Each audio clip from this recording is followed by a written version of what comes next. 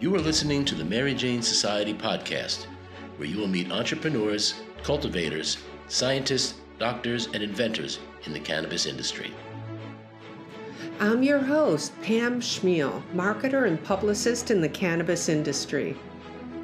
I interviewed Jaime and Laurel, two great women from upstate New York that love making bubble hash and have jumped into the gummy game by launching the first hash rosin gummies in New York. Solventless extraction products have been very popular on the West Coast for years, and New York is about to catch up thanks to these ladies from Highland Goat. They are self-taught but inspired by the late Frenchy and Madame Cannoli, Mila the Hash Queen, and others. Let's meet Jaime and Laurel. I love your website. It's beautiful. I just love the whole design, the branding. Yeah, thanks. It's really, really, really nice. So I guess we'll just start from the top, A to Z. And I guess if you could just tell us how you both got into the industry and what's your background and what led you to cannabis farming. Right. So we are manufacturers, processors of cannabis. We're based in Poughkeepsie. Before this, I was in the spirits business, New York City, living in Brooklyn, corporate spirits. I was brand manager, and at some point I realized that liquor wasn't really for me. And I went over to the green side. And I have been in the business since 2016. I first started, consulting a little bit and going to every conference I could get myself to.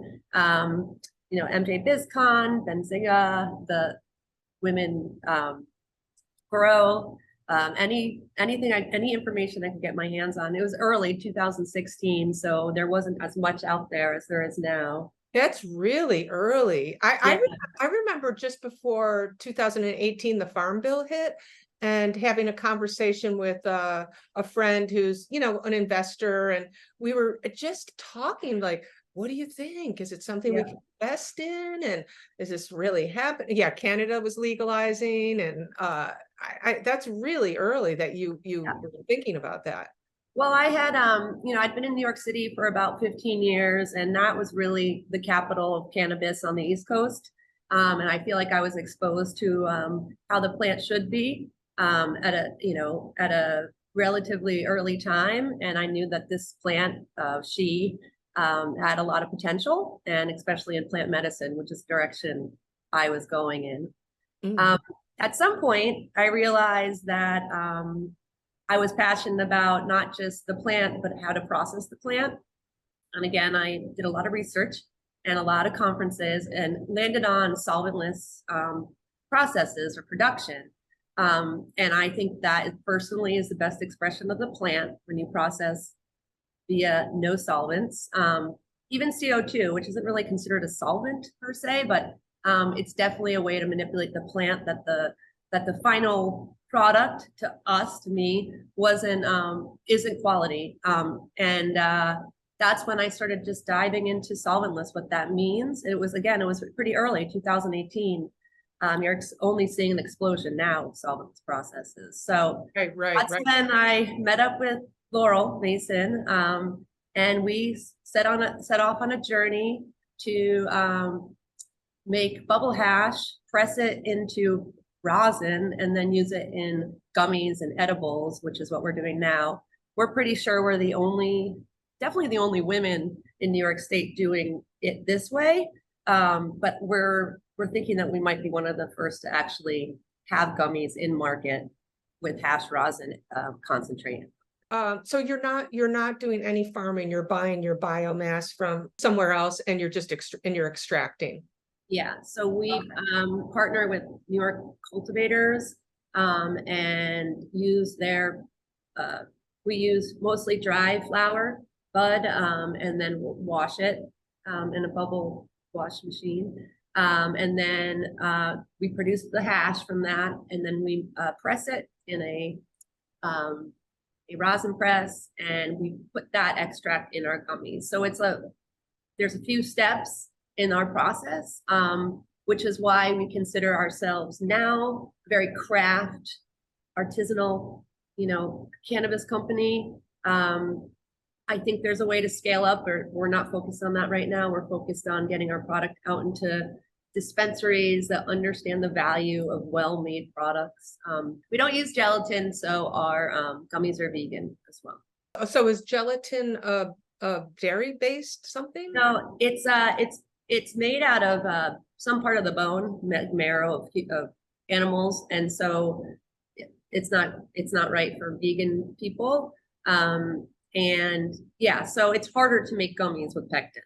Let's just put it out there. With gelatin, you can basically throw it into sugar and it creates perfect gummies. That's, ours take a little bit more work, but I think it's better in the long run for sure. So I saw on your website, so you do ice water hash rosin, and flower rosin. Can you explain briefly like the difference between those three processes? What is hash? Well, I'm gonna put this over to Laurel just because she actually is. We're doing a wash right now. Oh, so we're about to. But our ice is cooling the water that we use. So let me hand it over to her. She's really working on this right now. Okay, wonderful. Yeah, so I can just walk you through our whole manufacturing process. Really, we start with I guess you would call it biomass. It's like untrimmed flower, untrimmed bud, and it's just kind of the whole thing with the trimmed leaves. Where you get different levels of quality with that, but so you can kind of choose to use a more refined version. We put it into an ice water bath in basically imagine a washing machine, and then we get it really cold. You get the plant really cold, and then you shake it in the washing machine. You agitate it. And the plant is covered with all of these little trichomes that have trichome heads, and that's where a lot of the active components, the active compounds of the plant are. So that's kind of what you're getting at. And you have like chemical-based extraction methods, like Jaime was talking about, that basically use chemicals to strip those off the plant. We use what's called a mechanical process, where we get it really cold, such that the trichome heads get really brittle, the necks get brittle, and then you agitate it, and they all kind of like shake off. So I like to think of it as like an apple tree that has ripe apples on it, and you're trying to kind of shake off all the apples without shaking off too many of like the branches and leaves and everything else that you don't want. So good visual. Yeah. So then you drain the water through a series of filtration bags that have different micron sizes. So you're going from bigger size to smaller size hole. If you can, they're very fine bags, so you don't see the individual holes, but they're that's kind of the level they go. And so you have 4 or 5 different bags depending on what you're making. The water with all the cannabis and all the trichomes floating around in it comes out of the machine, out of the vessel that you were using, like a washing machine. It goes through the bags, and you end up with basically different levels of size of matter, what you end up with hopefully is a more a mixture that is mostly trichome heads with a little bit of plant matter. And then you can also filter based on the different sizes of trichome heads, because they're like different size apples, if you can think of it that way. And then you kind of choose what you keep based on what you're making, what the end product is. For us, we're making an edible product, so we have a little bit more of like a range that we can use, whereas like a smokable or dabbable product would be maybe more, there would be more demand for purity from the consumer. So so then you end up with those, the mix of the trichome heads that's hopefully, as many trichome heads as you can get compared to the plant matter, and you put it into a freeze dryer, and that basically extracts all the moisture and leaves it as like a sand, a powder, almost like a sand or sugar texture that you kind of you keep very cold. So this whole process has to be very cold to keep it brittle. Otherwise, it gets very, very sticky, as you can imagine. So you take a bunch of that. You've ended up with hash, basically. Once you freeze dried it, that's the bubble hash, this like powder. Then we take it and we pack it into bags, little Mylar bags. Then you put it in the rosin press, and then you press it, and out comes the hash rosin. which is hopefully an even higher potency than what the hash is. So you end up with something between, let's say 60, 75, even, you know, like you can get it even higher than that depending on what you're working with. And that's what we put in our gummies. Wow, that's amazing. I know, I've heard it's a long process to get the hash, and it makes sense. And I guess that's why they call it craft. And I don't know what that means for scaling up. Has anyone scaled this up? I'm sure the West Coast, they've been perfecting this for a while. So I don't know if it's really not a mass market product, right? Yeah, I mean, there are a couple companies in California, maybe one in Colorado, that are using hash rosin. There are a bunch of companies that are using flower rosin, which is you put the bud in the press and you get the rosin. They're also using live rosin, which is plants that have been picked, you know, they're still green and fresh, and they're flash frozen. And then they're put through the wash that Laurel was describing. I think, and we know that the end product is, it's much different than bubble hash, because you're getting a lot of the chlorophyll, a lot of the green, which is great, but it's also not good for concentrates. So we are doing it a little different way, but other people are doing it that live rosin way as well. I would add, though, I would respond also, it's actually interesting that you asked that question. It's a good question. And it's also, it makes sense that would be like your first question to ask. We have had people ask us that and you know, kind of like dubiously, like, but can you really scale this? We can. I think we can. I think we've seen, like Jaime was talking about some of the companies that are doing it on a larger scale. You'd be surprised how much you can get out from doing this process. And then add to that you can magnify it pretty quickly. You could use a larger vessel. We could probably quadruple, maybe go like 5-6 times even within a matter of like 2 weeks. I think we could probably scale up, and you can scale up even more. I mean, think about like breweries, right? That have the big, like the big vats. There's no reason, I mean, hypothetically, that you couldn't have a facility like that. Oh, turning out, agitating and I mean, that we're way smaller than that. Right. No, sure. But also the interesting thing with this industry is the new equipment that we need to scale and produce what we're doing. I find so exciting. I actually interviewed someone who is an ex-NASA engineer, and he is creating equipment for the supply chain in cannabis, but he's been working on pre-roll machines because that's his business. But we were just talking about all the different machines that are needed in our processes, and it's kind of exciting. But there's people out there making these machines. You guys should get together and tell them what you need. Yeah.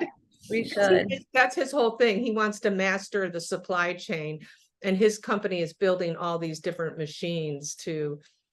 He's very smart. Yeah.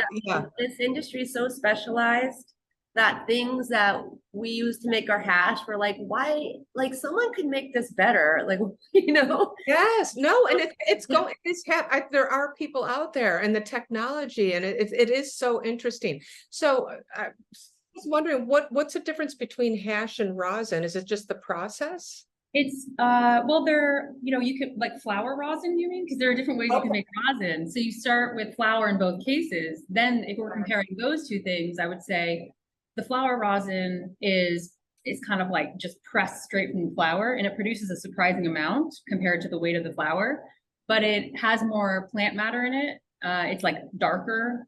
In our experience, maybe there's some variation in that, but I would say it's darker. It's a little less, like the potency is going to be a little bit lower for us. You know, we're putting it in a gummy product, so we want it to taste good.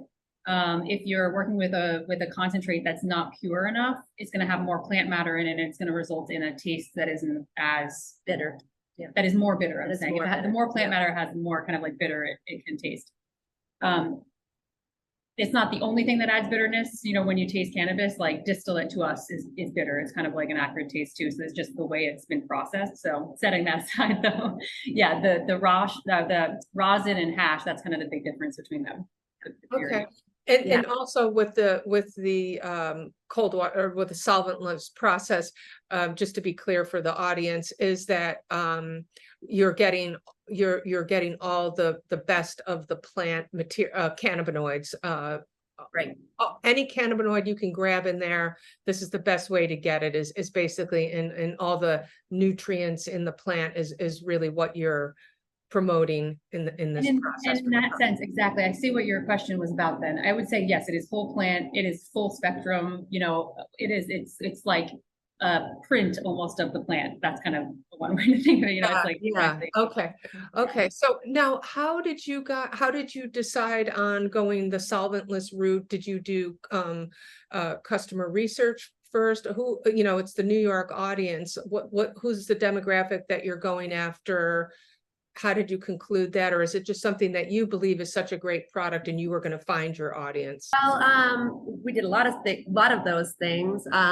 You know, I come from the craft spirits industry. So I always knew when I got into cannabis that what it is that I wanted to do wasn't large scale. So I was looking for that process that captured the best essence of the plant, but also kind of like was gentle with it. You know, all these toxic processes, they just like mangle the plant, right? And it doesn't really matter what you use, you throw whatever you need and it just creates, you know, a really potent product, but one that I wasn't interested in.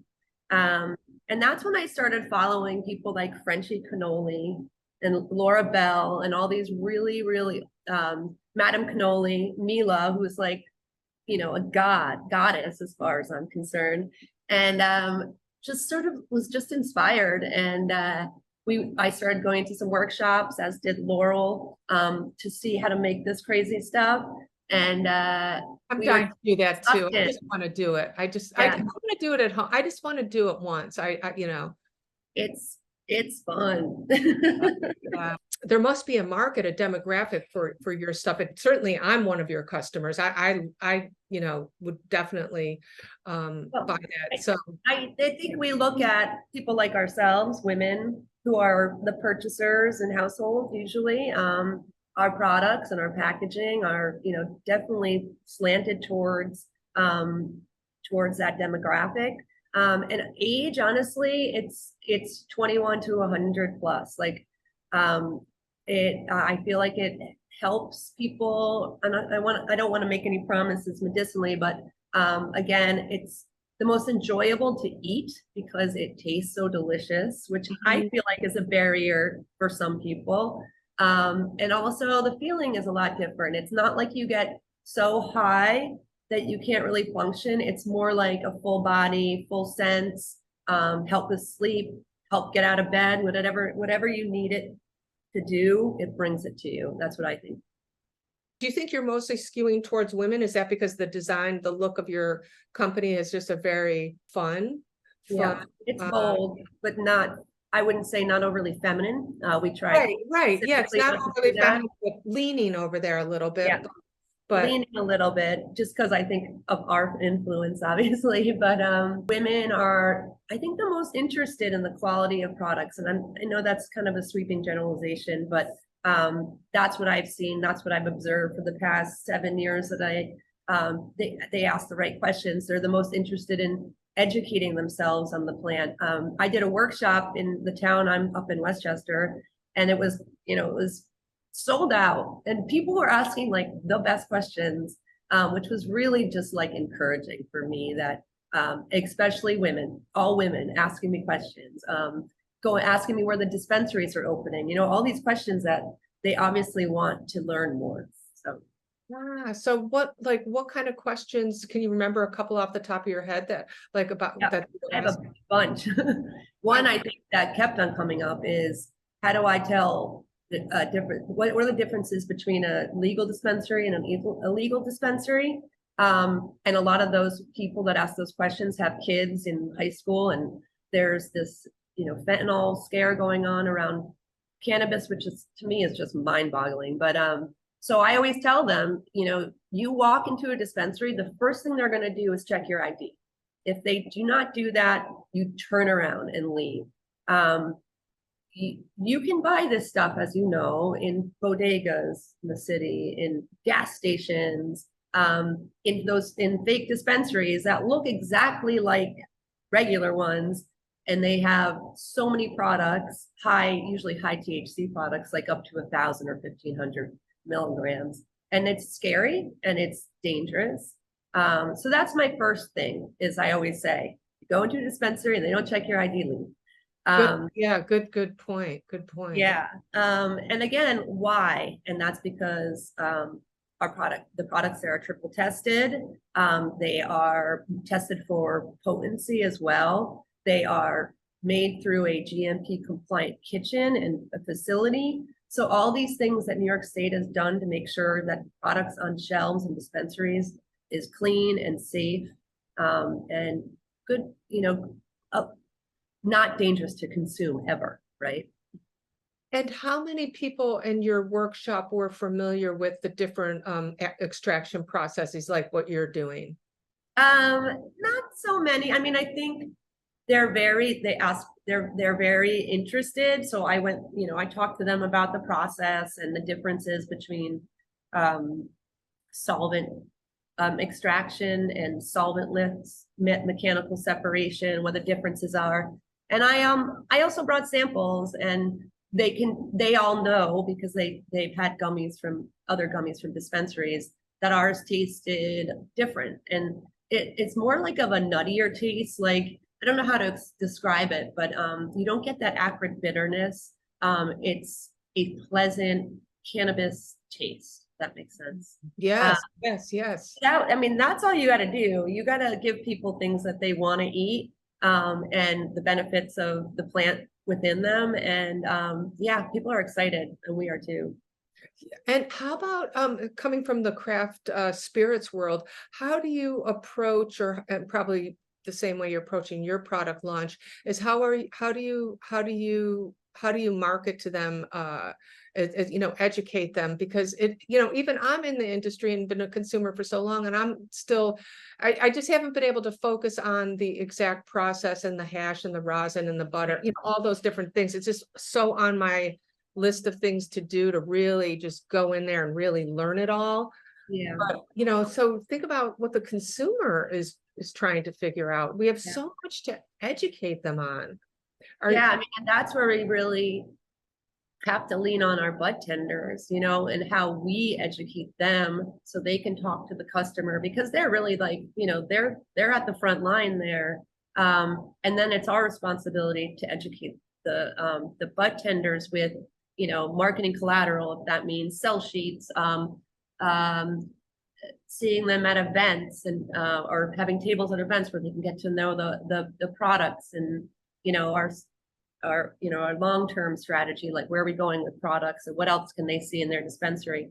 So it's really just getting in there and talking to the right people and providing educational materials, or just talking. I mean, cannabis right now in New York, I feel like the cannabis industry is targeted on business to business, because we're growing this industry, right? But soon it's going to shift to consumer, because we'll have more dispensaries open. So the challenge will be is, how do you focus and target a consumer audience versus a business to business audience, and get your product across? So we're going to have to just get out there, So I guess you'll just kind of be boots on the ground in a lot of demos. And in your past experience in craft products, like say launching a brand new craft product that's out there, what did you find to be the most effective? Is it those in-store promos, or is it those dollar advertising, digital advertising dollars, or is there really kind of like one thing you can point to, or feels like real moves the needle there?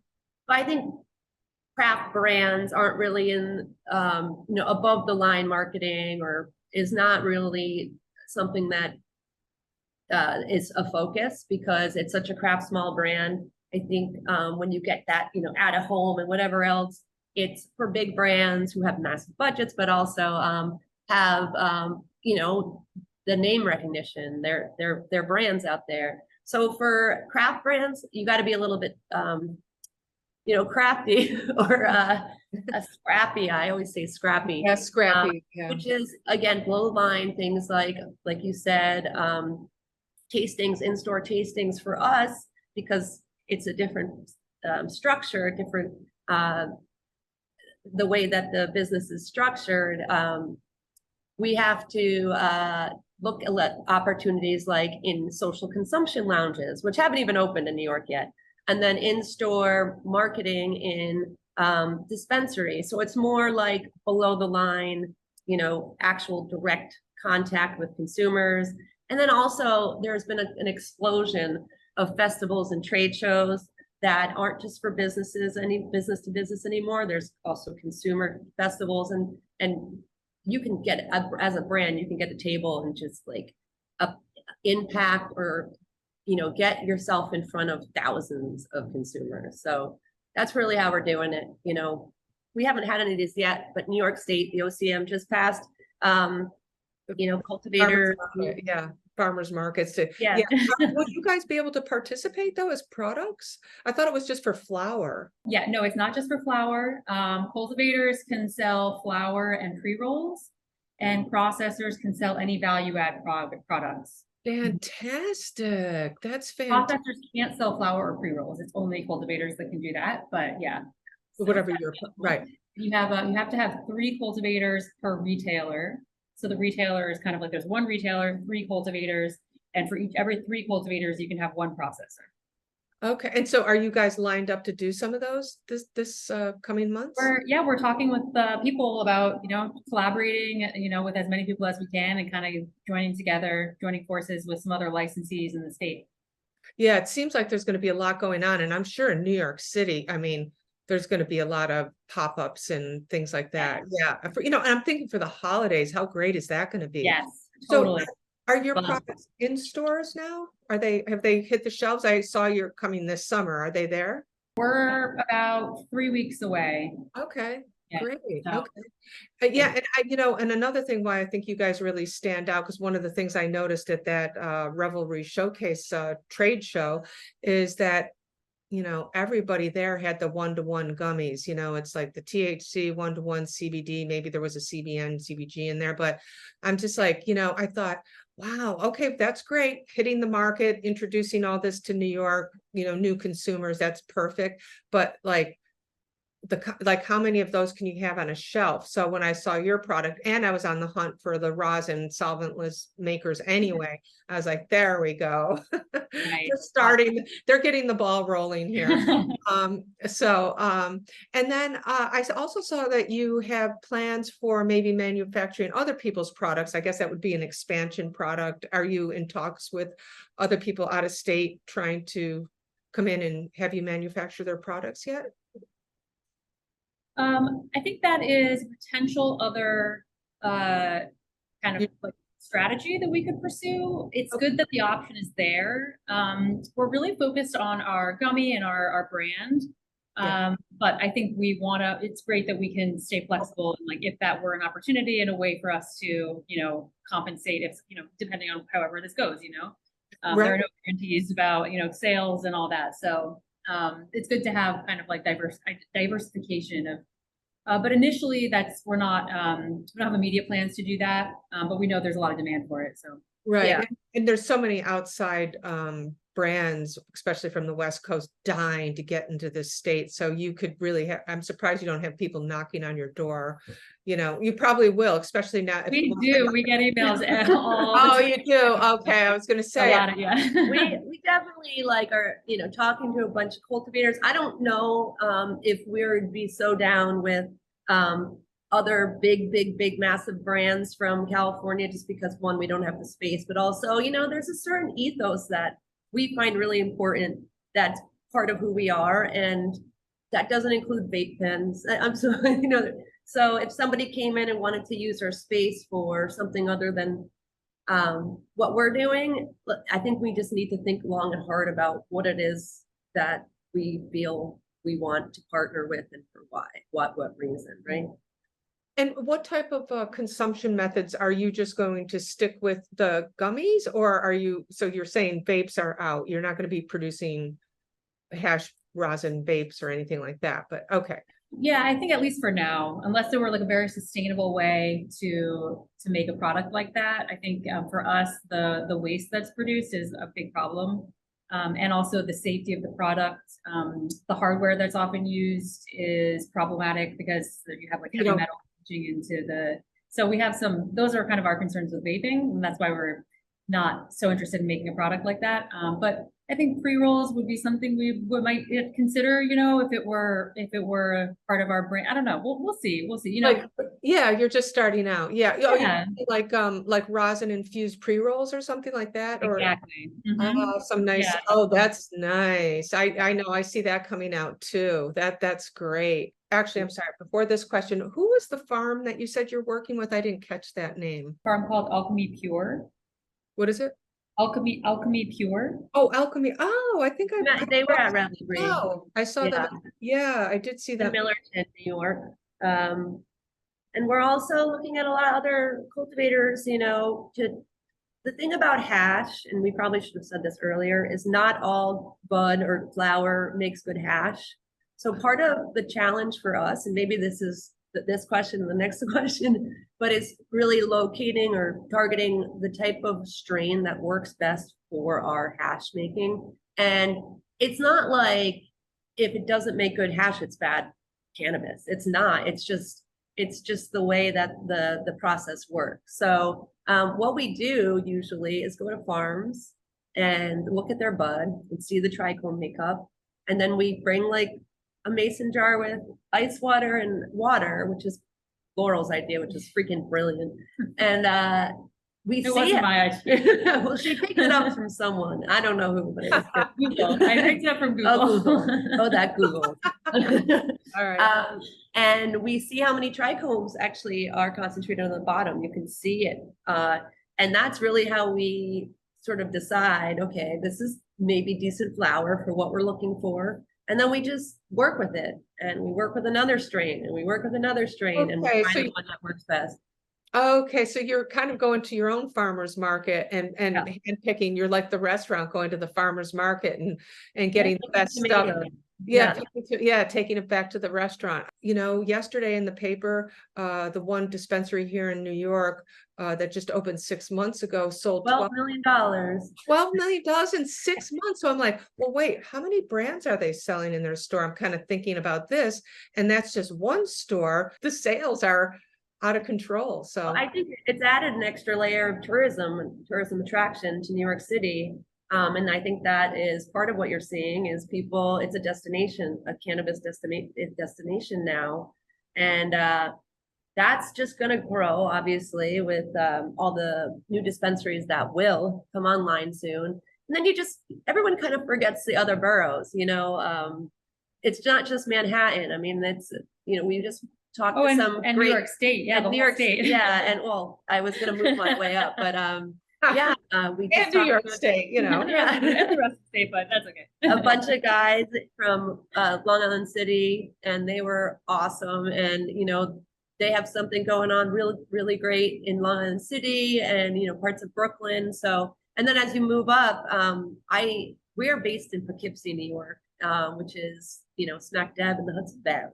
So there's also a lot of, you know, more kind of crafty places like Beacon, Hudson, really interesting places that are sort of exploding in terms of the cannabis population. But yeah, also like, you know, they're like little Brooklyn or Williamsburg. Oh, I've been hearing that. Yeah, and upstate New York. Is it Walden?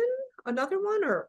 Oh yeah, Walden, and then I've heard of those Falls, like, but you know, it's well, New Paltz. I feel like that's a college town. That's always kind of going on, but yeah, I've been hearing those whatever towns you mentioned earlier, upstate. Yeah, there's like these little Brooklyns. I've heard of that. Yeah, well, you were up at Hudson for Revelry, and I mean, you saw that's such a cute place, such a great, adorable. I actually just took a train up there, so I didn't, you know, I just got off at that stop, but it was just really a super cute town. Yeah. Yeah. We're banking on those towns. They all, for the most part, opted in too for dispensaries. And that's amazing because it's a really cannabis friendly environment up here, region. Where I live in Westchester, maybe not so much. So the hope is that more and more stores and counties and towns will opt in so we can bring the cannabis love to their town. Who opens a store in 6 months and makes $12 million? I'm sorry, who does that? Somebody Right? So there's enough money for you brands. I guess there is, but I always feel like how does someone survive a business just operating within a state when you're manufacturing product? Yes.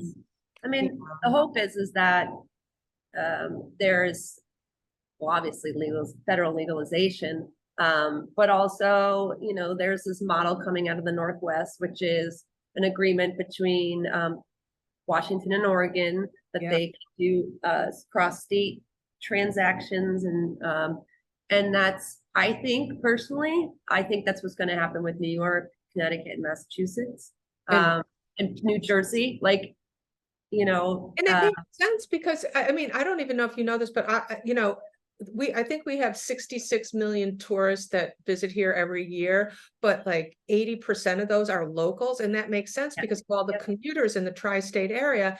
And as a brand, since you have all those commuters coming in, you want to be able to, you know, share your, like, market your brand and sell cross-state in this tri-state area would benefit all 3 states and all the brands in these 3 states, because that's where everybody's moving around. It is. Yeah. You know? So maybe so I guess I'm really wrong because there seems to be money in there for you to survive. Well, we'll see.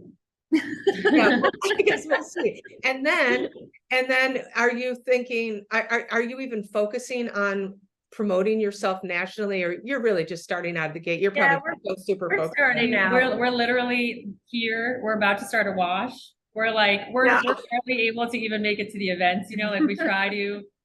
We're like so happy to meet with you, but like we very rarely, we're like so focused on I get it. I've been a small business owner a couple of times. I love it so much, and so tell us what you guys are doing, because I just absolutely love being in the trenches like you guys are. I've done that kind of stuff, but anyway, thank you so much for meeting with me today. Yeah, thanks. We're honored.